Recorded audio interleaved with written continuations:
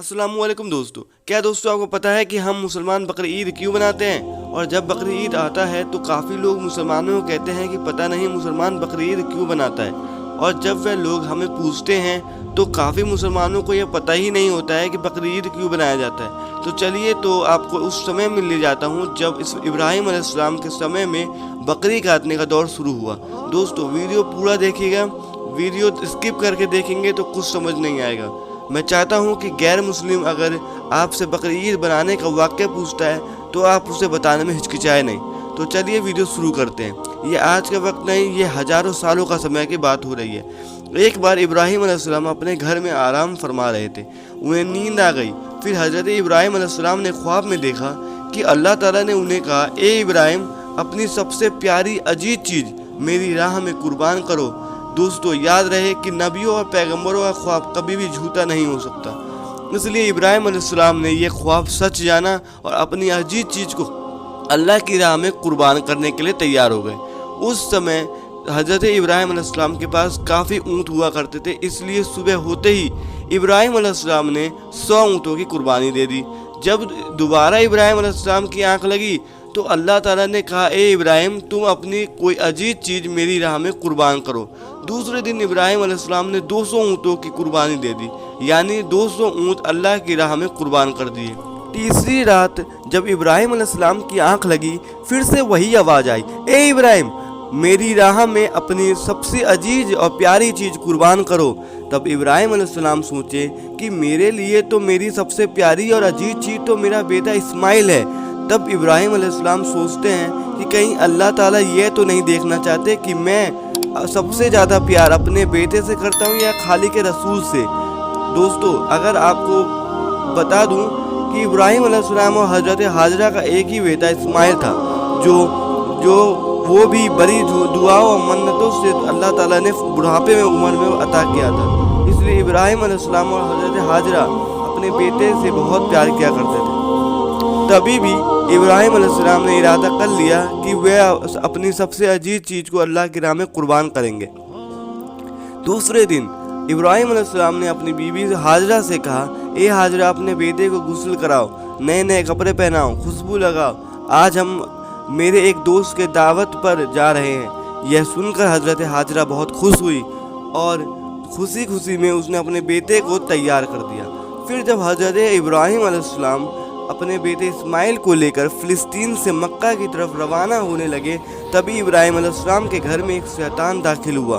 वो हज़रत हाजरा से कहने लगा, ए हाजरा, क्या तुम्हें पता है भी है कि तुम्हारे बेटे को कहाँ ले जाया जा रहा है? तुम्हारे बेटे को तुम्हारा शौहर किसी दोस्त के घर पर नहीं ले जा रहा, बल्कि तुम्हारे बेटे इस्माइल को कुर्बानी करने ले जाया जा रहा है, यानी कि मारने के लिए ले जा रहे हैं। यह सुनकर हज़रत हाजरा ने कहा, मैं अपने शौहर को अच्छे से जानती हूँ, भला एक बाप अपने बेटे को क्यों मारेंगे? तो यह सुनकर शैतान ने कहा, तुम्हारे शौहर ने ख्वाब देखा था जिसमें अल्लाह तुम्हारे बेटे इस्माइल की कुर्बानी मांगी थी, इसलिए इस्माइल को कुर्बानी करने के लिए ले जाया जा रहा है। यह सुनकर हज़रत हाजरा ने कहा, ए शैतान, तुम पे लानत हो, मेरा बेटा अल्लाह की राह में कुर्बान होने जा रहा है, इससे बढ़कर मेरे लिए क्या है? यह तो मेरा एक ही बेटा है, अगर मेरे पास 1000 इस्माइल होते तो मैं उन्हें भी अल्लाह की राह में कुर्बान कर देती। यह सुनकर शैतान वहाँ से भागकर इस्माइल के पास गया और कहा कि सुनो इस्माइल, तुम्हें पता है कि तुम्हारे बाबा तुम्हें कहाँ ले जा रहे हैं? वो तुम्हें किसी दावत में नहीं बल्कि तुम्हें मारने ले जा रहे हैं, तुम्हें अल्लाह की राह में कुर्बान करने ले जा रहे हैं। तब इस्माइल ने कहा कि अगर मैं अल्लाह की राह में कुर्बान हो जाऊं तो इससे बढ़कर और क्या है?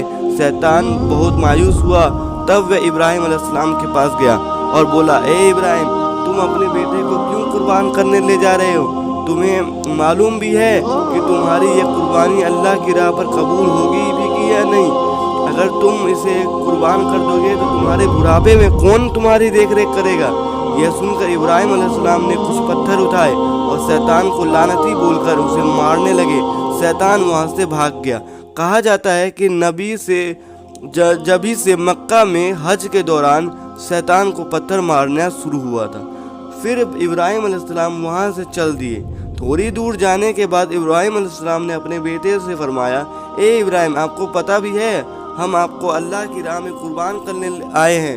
یہ سن کر اسماعیل علیہ السلام نے فرمایا کہ بابا جان، اس سے زیادہ میرے لیے اور خوشی کی بات کیا ہوگی کہ مجھے اللہ کی راہ میں قربان ہوں گا، لیکن بابا میری ایک التجا ہے، جب آپ میرا گلا کاٹو گے تب آپ مجھے دیکھ نہیں پاؤ گے، اس لیے آپ میرے ہاتھوں اور پیروں کو کس کے باندھ دینا، اور میں چاہتا ہوں کہ آپ بھی اپنی آنکھوں پہ پٹی باندھ لیں کہ میرے گردن پر چھری چلاتے ہوئے کہیں آپ کو ترس نہ آ جائے۔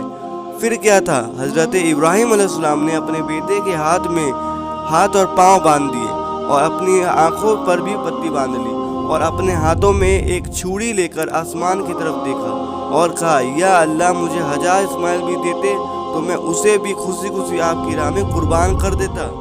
یہ کہہ کر ابراہیم علیہ السلام نے اپنے بیٹے پر چھری چلانے کے لیے آگے بڑھے تو اتنے میں اللہ تعالیٰ نے فرمایا، اے جبرائیل جلدی سے جاؤ، جنت سے ایک جانور کو لے کر آؤ، زمین پر جاؤ اور اسماعیل کو وہاں سے ہٹا کر اس کی جگہ پر جانور رکھ دو۔ ابراہیم اپنے امتحان میں کامیاب ہو گیا ہے۔ جیسے ہی ابراہیم علیہ السلام نے اپنے بیٹے کے گردن پر چھری چلائی تو خون گرنے لگا۔ جیسے ہی ابراہیم علیہ السلام نے اپنی پٹی ہٹائی تو انہوں نے دیکھا کہ ان کا بیٹا ان کے بغل میں صحیح سلامت کھڑا ہے۔ تب ابراہیم علیہ السلام نے زمین میں دیکھا تو دیکھا کہ اسی جگہ پر ایک دمبا، جسے ہم بھیڑ کہتے ہیں، وہ قربان ہو چکا ہے۔ یہ دیکھ کر ابراہیم علیہ السلام نے اللہ کا شکر ادا کیا۔ اللہ تعالیٰ نے کہا، ابراہیم تمہارا یہ امتحان قیامت تک یاد رکھا جائے گا، اور جو ایمان والے لوگ ہیں وہ اسے ہر سال اللہ کی راہ میں قربانی پیش کریں گے۔ دوستو، تبھی سے بقرعید کے موقع پر قربانی کا سلسلہ شروع ہو گیا، اور عید کے 2 مہینے 10 دن کے بعد بقرعید منایا جاتا ہے۔